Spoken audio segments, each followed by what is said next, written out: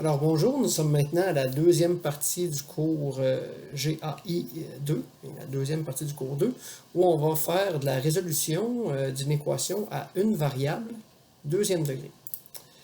Alors, je vais y aller avec la technique, là, je vous donne un exemple, et à l'aide de cet exemple-là, je vais vous détailler les étapes à suivre pour pouvoir résoudre.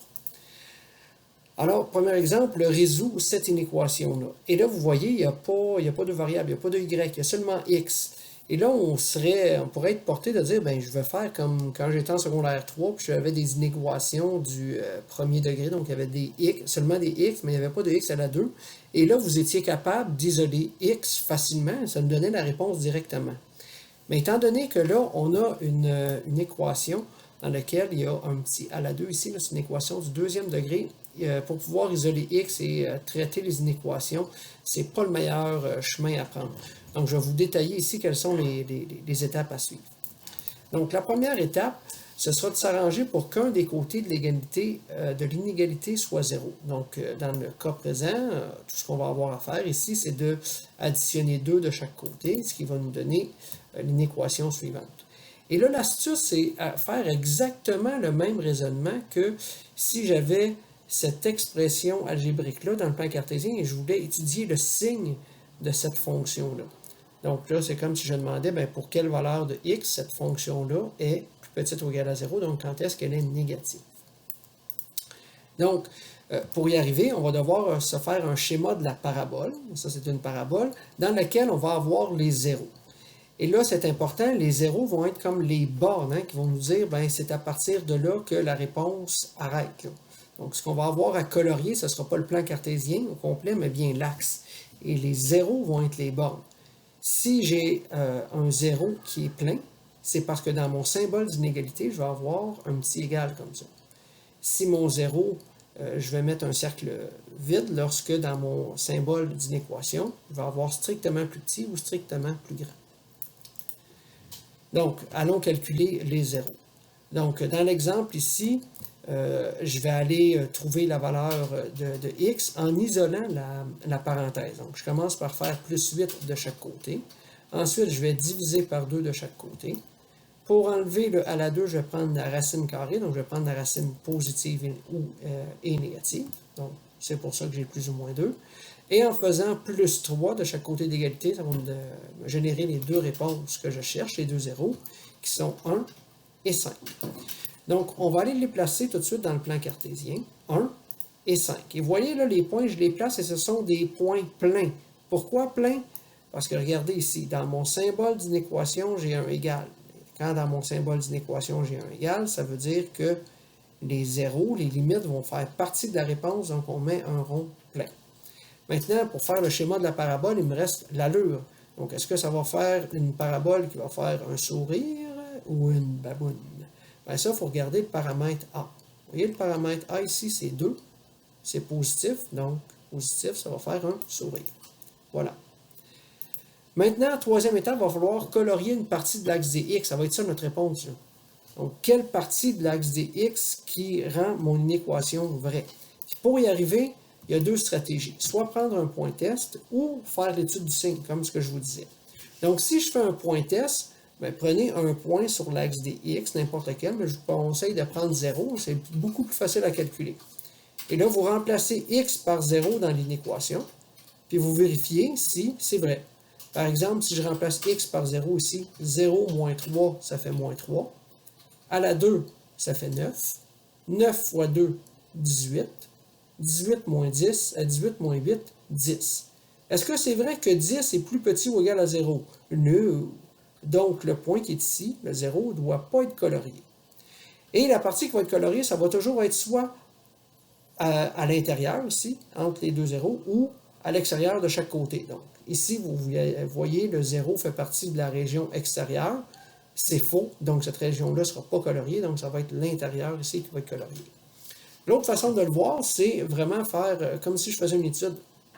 C'est comme si je me posais la question, ça ici, cette expression algébrique-là, est représentée par le dessin ici qui est là.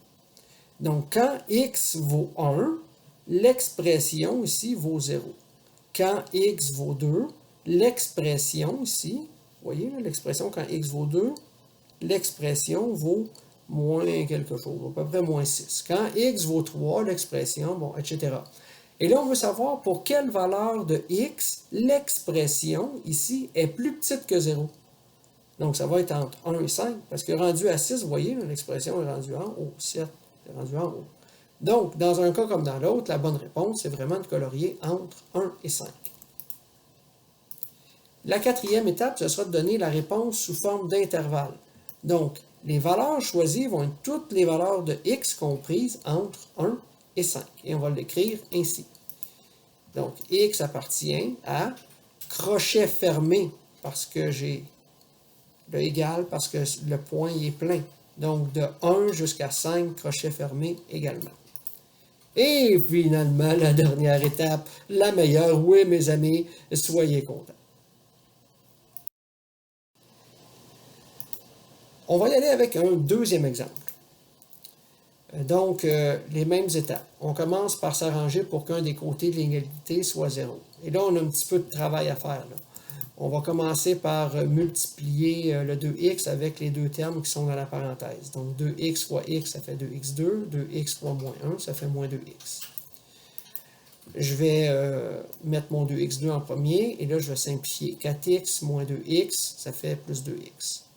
Et l'autre étape, ben, je vais faire moins 3 de chaque côté. Donc, un des côtés de l'égalité est 0. L'autre étape, on va faire un schéma de la parabole avec les zéros. Donc, on doit trouver les zéros. Quand on trouve les zéros ici, on voit là, je pose égal parce que je veux savoir quand est-ce que c'est égal à 0. Donc, ici, j'ai la forme générale. Donc, pour y arriver, ben, je vais prendre la grosse Bertha. Donc, je vais avoir A, B, C, 2, 2, moins 3. Je vais aller calculer le discriminant, B2 moins 4AC.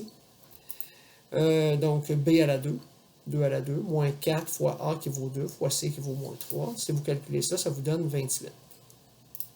Maintenant, les valeurs de x, moins b plus ou moins racine du discriminant sur 2a, donc moins 2, plus ou moins racine carrée du discriminant qui vaut 28, puis a vaut 2, donc 2 fois 2, ça fait 4. Ce qui va nous générer deux réponses. Une première qui vaut moins 1,82 environ, puis l'autre 0,82. Donc on va aller les placer dans le plan cartésien. Et là, vous voyez les points que j'utilise, ce sont des points qui sont ouverts. Pourquoi? Parce que dans mon symbole d'inégalité, il n'y a pas de égal. C'est strictement plus grand. Donc, les limites ne feront pas partie de la réponse. Maintenant, l'allure de la parabole, est-ce que ça va être un sourire ou une baboune?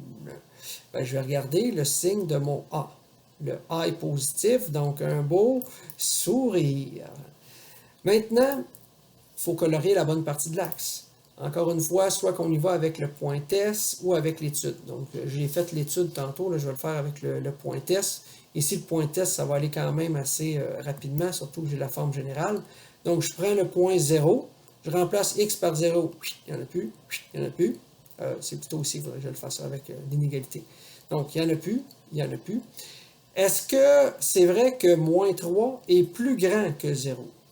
Non, moins 3 n'est pas plus grand que 0, donc mon point 0 ici ne fait pas partie de la réponse. Donc, ce qui est à l'intérieur ne fera pas partie de la réponse. Donc, la bonne réponse est vraiment ce qui est à l'extérieur. Et voilà, ça sera la partie coloriée. Donc, maintenant, je vais répondre en intervalle. Donc, ça va de moins l'infini. On met, soit vous ne mettez pas de crochet ou un crochet ouvert. Là. Donc, de moins l'infini jusqu'à moins 1,82. Ouvert, crochet ouvert, pourquoi? Pour les mêmes raisons. J'ai le point ouvert, j'ai mon symbole, il n'y a pas de égal. Union, le U comme ça veut dire union. L'autre point, 0,82, encore une fois, crochet ouvert, jusqu'à l'infini, crochet ouvert ou encore pas de crochet. Et oui, il faut être content. Exemple 3. On va suivre les mêmes étapes. Donc, première étape, un des côtés de l'inégalité doit être 0. Bon. Ici, on va faire moins 14 de chaque côté.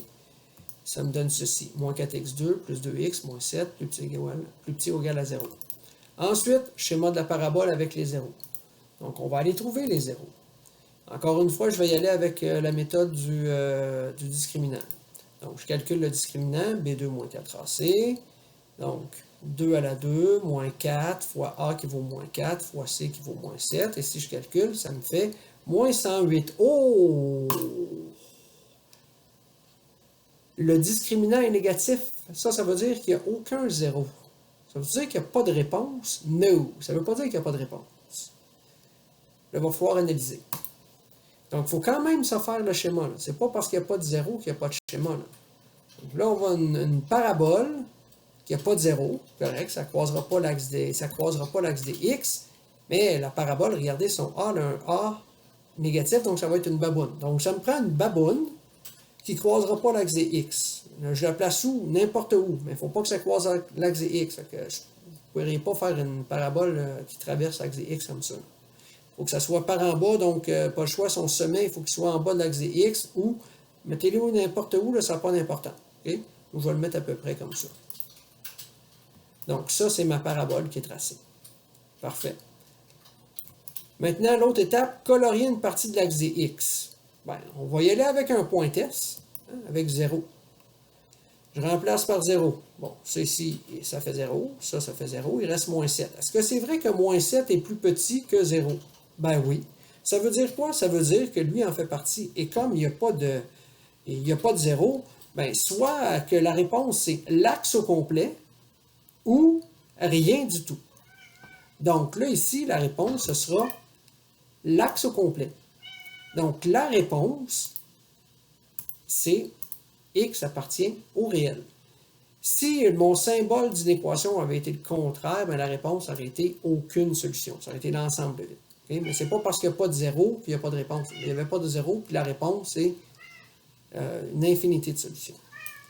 Dernière étape, soyez contents, oui, messieurs. Alors, je vous remercie de votre attention. Ça conclut le cours GAI numéro 2. À la prochaine.